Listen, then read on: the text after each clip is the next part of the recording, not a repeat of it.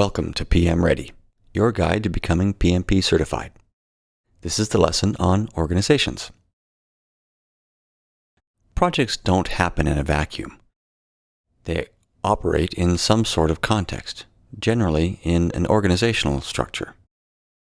This lesson covers some of the basic organizational structures that will be most important to understand when it comes to managing projects. That is functional, matrix, and projectized types of organizational structures. This lesson also includes some of the basics in governance of both organizations and projects, as well as management of organizations and projects. And we'll also talk a little bit about the project management office and the different roles that it can play in an organization. Understanding these different elements or factors in organizations and how they're managed will help you as a project manager to better manage the projects that you're assigned. You can gain some practical insights by seeing organizations as systems. Systems in which there are multiple factors that interact in unique ways to create a unique system, which is the organization. Some of the key factors in such organizational systems include the management of the organization, the governance of the organization and projects, as well as, of course, the organizational structure itself. Some key characteristics of systems are that they are dynamic and that they're always changing and don't remain static. They can be optimized for better performance or output or results. The individual components within a system can also be optimized. Systems and their components can't really be optimized at the same time, meaning that if you optimize a particular component, it may actually de-optimize or make the whole system less effective. So you really have to take a look at the whole picture in order to optimize the entire system. Another important factor is that systems are non-linear in how they respond, meaning that you may see different outputs from what is apparently the same input. You see this a lot with computers in that it tends to result in some unpredictable ways sometimes. You think you're doing exactly the same thing, but getting different results. And the reason is that the system is so complex, and there are so many hidden factors or inputs that it can be difficult to predict what the output will be. To understand the word governance, think about in your organization or some organization, think about all of the rules and policies and procedures and processes and habits and norms and all of the relationships and all of the systems involved in an organization and how those control and regulate how authority and power is managed within an organization. All of that taken together is the framework of the governance within an organization. This framework of governance determines and influences the behavior of the people within the organization, including how objectives are set and achieved, how risk is monitored and assessed, and how performance is measured and optimized. The governance of an organization can be analyzed in various ways, and different models can be used. One such model that is briefly discussed in the PMBOK guide is to consider that governance has 4 domains: alignment, risk, performance, and communications, as well as 4 functions for each of those domains: oversight, control, integration, and decision-making. So as you can see here, you can organize this into a matrix in which, as you work on the domain of alignment, there is the need for oversight of alignment, control of alignment, integration of alignment, and decision-making when it comes to making sure that all of the strategic objectives and goals of projects and the organization are all lined up together.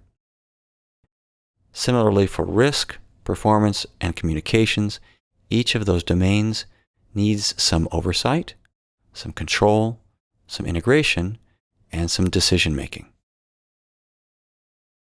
In addition to governance, Management is one of the key parts of an organizational system. Management functions within the rules and policies and so forth of the governance structure and within the organizational structure that's been selected. However, regardless of the type of governance framework and organizational structure, management has some key functions or principles. These include the division of work and specialization, or how people's unique skills and abilities are specialized or allocated to different tasks within the organization. It includes assigning responsibility to perform work and, of course, the authority to do that work. It includes the need for discipline of action, for making sure that there is respect for authority, for other people, and for the rules of the organization. Very important is the need for unity of command, the idea that each group that has certain goals needs to have one clear boss, if you will, in charge. And along with that, the need for a unity of direction, that to accomplish those goals, you need to have a consistent plan and person heading up that plan. So you don't have people doing what they think is best, but pulling the organization into many different directions. It's also important for management to make sure that organizational goals are prioritized over individual goals. And of course, to make sure that people are fairly compensated for their work. Other key functions and principles of management include ensuring the optimal use of the resources that you have available within the organization or available to the organization, ensuring clear communication, ensuring that the right materials make it to the right people for the right job at the right time, that people are treated fairly and equitably.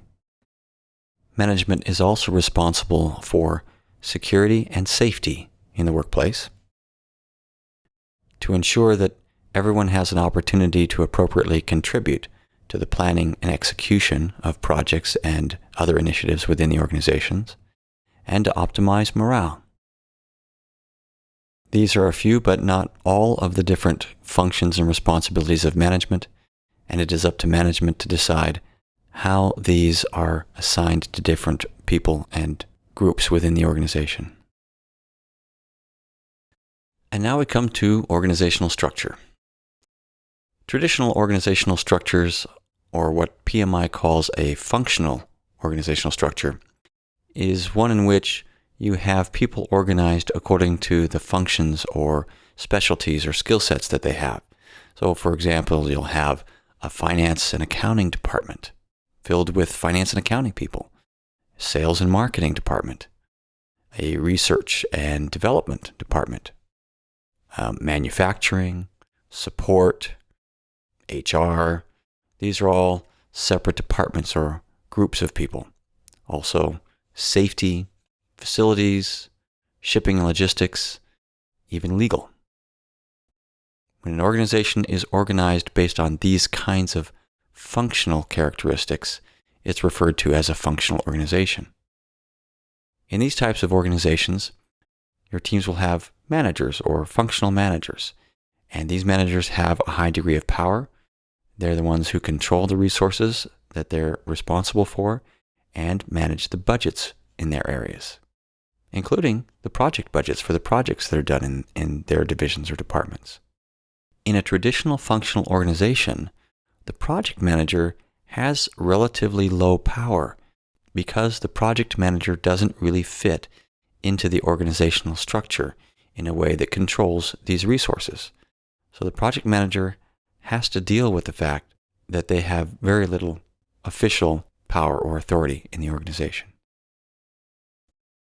On the other end of the spectrum, you have project-oriented organizations, which aren't organized according to their functions, but instead organized based on the projects that they're working on. So each team will have a cross-functional collection of people that have different skill sets that are necessary for the project's success, but are not organized according to a traditional organization.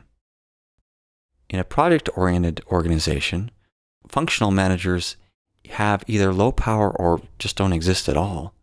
And the project manager is in charge of these project teams and has the power and authority to control the resources and the project budgets.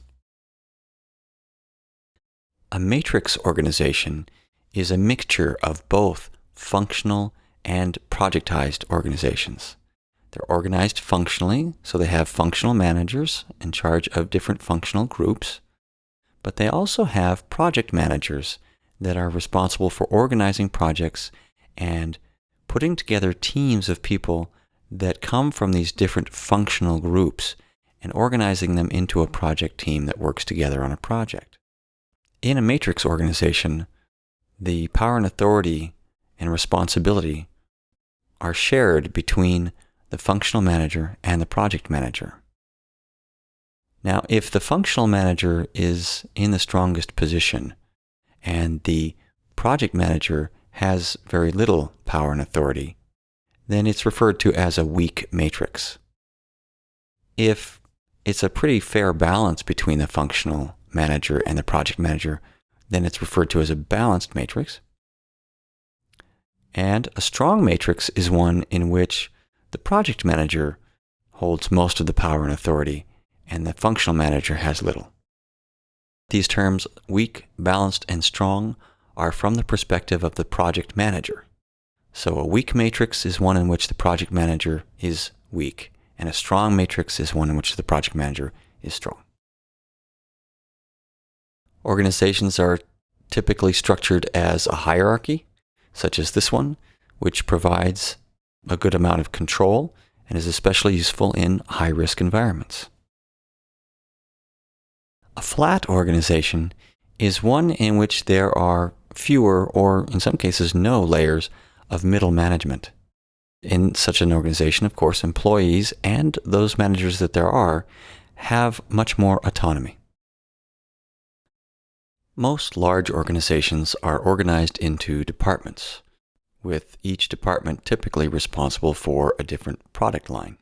For example, Microsoft, with different departments for Windows, Office, and for their cloud product.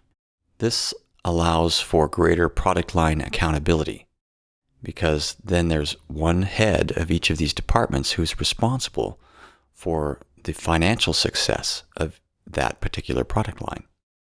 Accountants call this a profit center.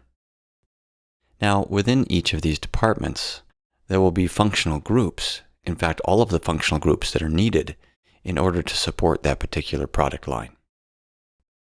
On the other hand, smaller organizations, and in some cases larger organizations, are organized more functionally all the way to the top. Apple is an example of a large organization that is organized functionally all the way to the top. Rather than having department heads responsible for product lines, they have heads that are responsible for software engineering, hardware technologies, and so forth. This type of organization allows for greater technical innovation, but makes it more difficult to hold people accountable for particular product lines. This is why technical innovations are so easily adopted all across Apple's products. And yet you have certain product lines like the MacBook Pro that are not kept up to date. This is because no one's responsible for that product line. Some organizations are experimenting with more self-managed and self-organizing teams. The key here is to make sure that you properly combine both the autonomy of the people with the alignment of the people in your organization. It's important to have a leader who can properly set the direction and maintain alignment, as well as someone who can provide all of the team members with the autonomy to get the job done.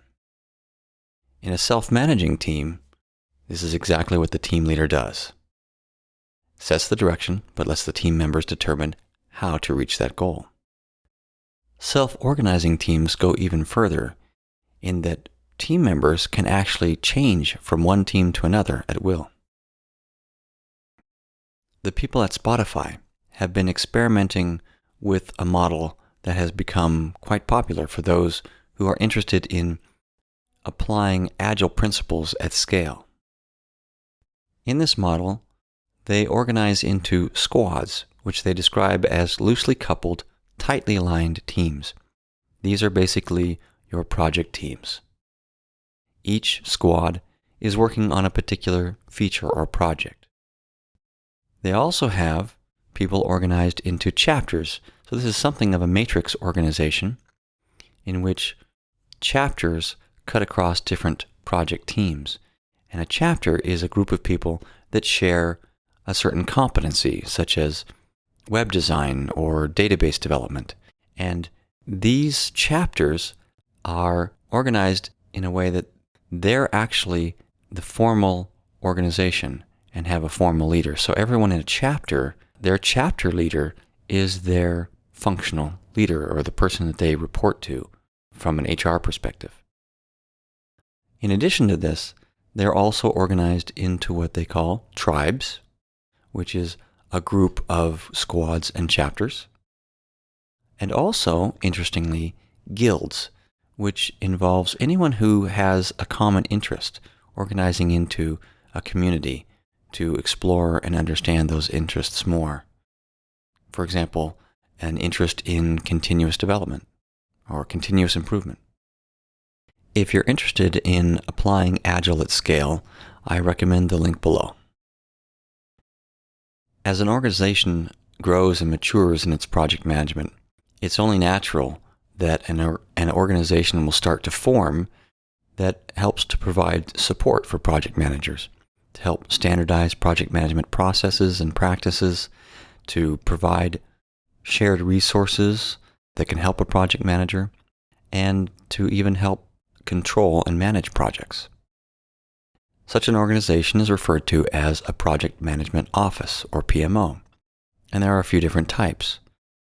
A PMO can be a supportive PMO in that it helps to provide templates and best practices and training for project managers, and can be a source of consulting and advice for how to manage projects.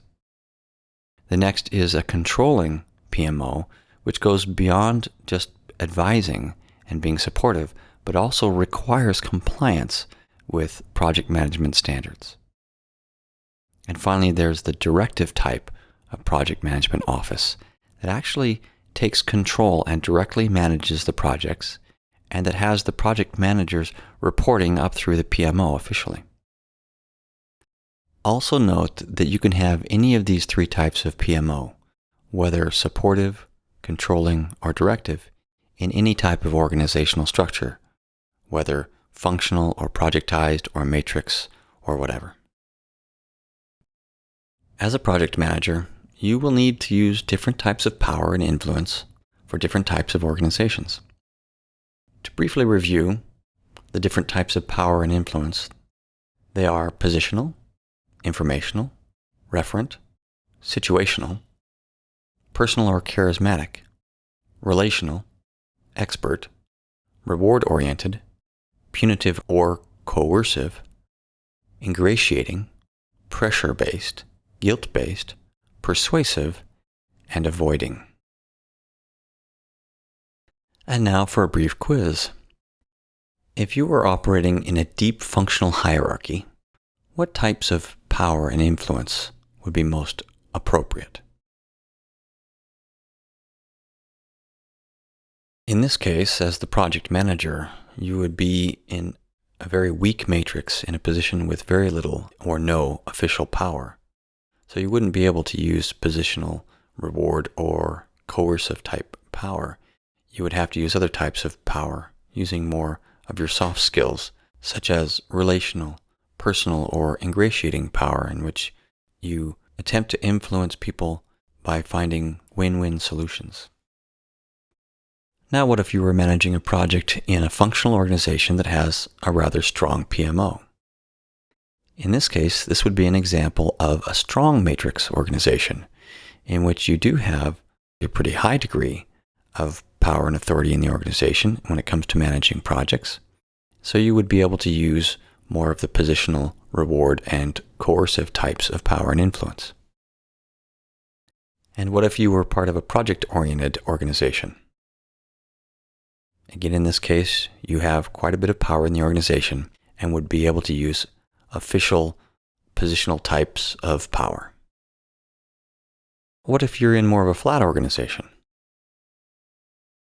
In this type of organization, because the team members and managers have fewer levels of management and are more autonomous, you'll be in a position where you have less official power and you'll need to use relational, personal, or persuasive, unless you had a strong PMO. And finally, what if you were managing projects in a self-organizing organization? In this case, team members have the most flexibility in that they can even leave the team whenever they want.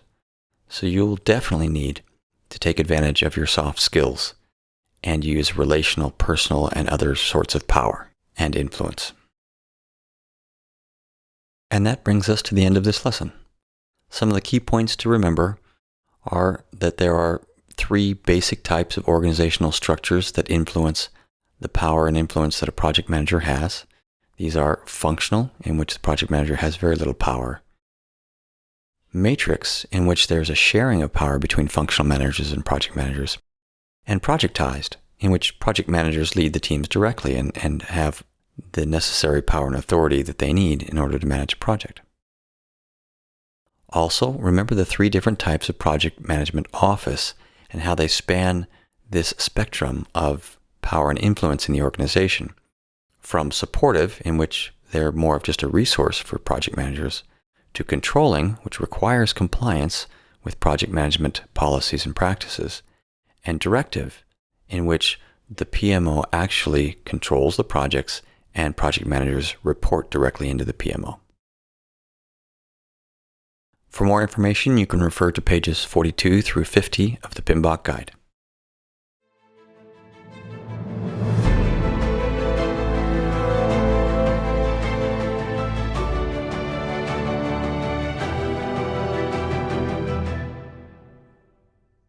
PM Ready is a publication of PM Guaranteed and is based on the Project Management Institute's PMBOK guide.